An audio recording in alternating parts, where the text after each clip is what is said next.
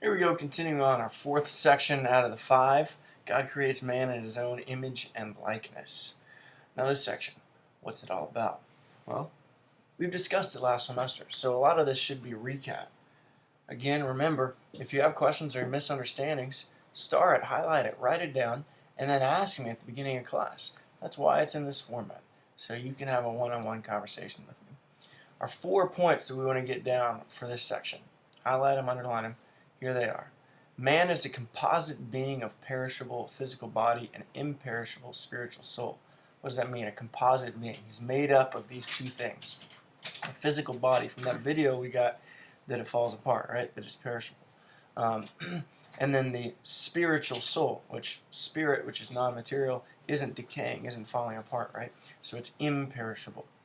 Next, the body is good by nature. God creates us, and He creates all things good, most especially our body. But because of concupiscence, which we'll talk about in the next section, there's a struggle against the temptations of the flesh, right? So even though our body is good, we struggle with things of right choices for ourselves and for our bodies. Man is made in the image and likeness of God, in that he is a rational soul, right? God is spirit, man is spirit, we have a soul. What does that mean? That means we have intellect. That means we have free will, and it means we're able to love as God loves. And lastly, the fourth point, every human being is intrinsically sacred. And remember this from last semester, that we receive our dignity from the image of God, from us being made in God's likeness, not from what we do or what we possess. All right, so here we go. First of all, the nature of the soul. Human beings are only creatures capable of knowing God. What does that mean, right? Think of a cat. Think of the squirrel. Remember our squirrel example. The squirrel's not using its intelligence and coming to know about who God is in His essence, right? In the Old Testament, the Hebrew root word for soul is ruach, which means breath, spirit. Think of Genesis, when God creates man. Here you have the body of man, right? In this great line in Genesis, that God breathed His life into him, right? This idea that God gives the soul, right, in a unique way. And that connects to that video we watched, right, to where there's that scientific evidence for a consciousness outside of the body, right?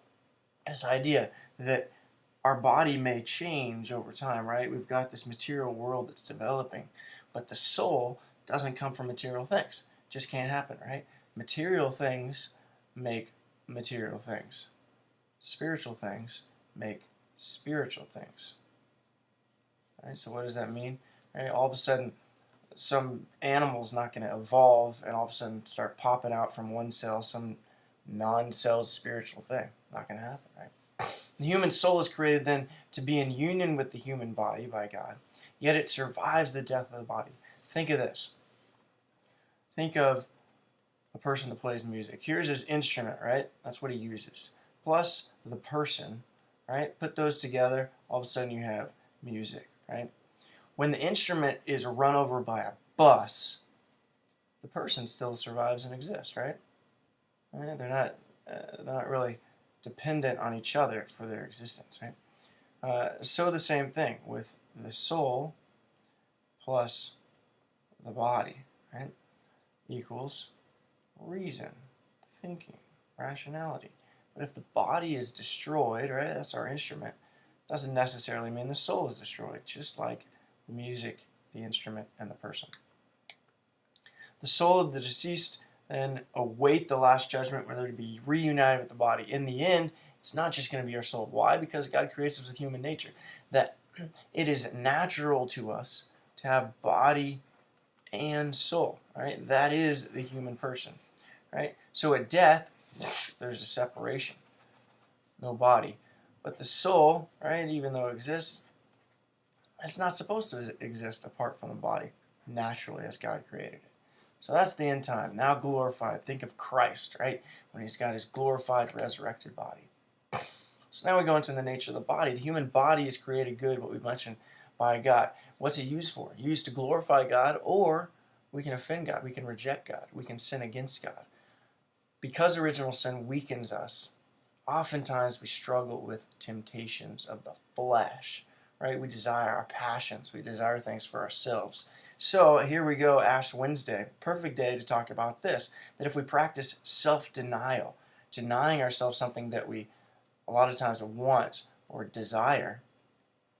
It's a sort of spiritual exercise that strengthens our resistance against temptation, helps us see how it is we can glorify God with ourselves, what it is we really and truly need, and what it is that we have disordered, right? And what we just desire and want, but it's not necessarily a need for us, right? Self-denial, like at Lent, we fast, right? It's a great way to point towards God, to pray and ask for what we need, and to let go of those other things. See our dependence on God and less on ourselves.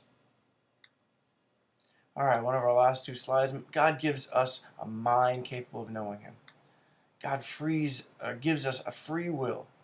That means we can freely choose Him. Think of the angels, right? We talked about that free will as well. Free will also gives us the ability to love, right? Love is a choice. I choose, right, to act, to do something for the beloved, to seek what is best for the beloved. Proper use of free will then gains merit and virtue, while misuse results in culpability for sin. Think about this. We are given free will. That doesn't mean the free ability to do whatever we want, right? But God is the ultimate good. God creates truth. God is all good, right? So it comes down to free will, yes, but there's still a choice towards God or a choice away from God. And if God is the ultimate, right, free will allows us to not be robots, allows us to not be computers or slaves, right? But to choose what is still what we're supposed to choose. God's law, God, right? He's the creator of all that is good. Or reject, right? So the rejection is an abuse of free will because there's still a certain choice we should make. And lastly, made in God's image. We've talked about this before, right? So our main points are these, that we have our sacred dignity from conception to natural death because we're in God's image, not because we have certain possessions or we've gained certain things.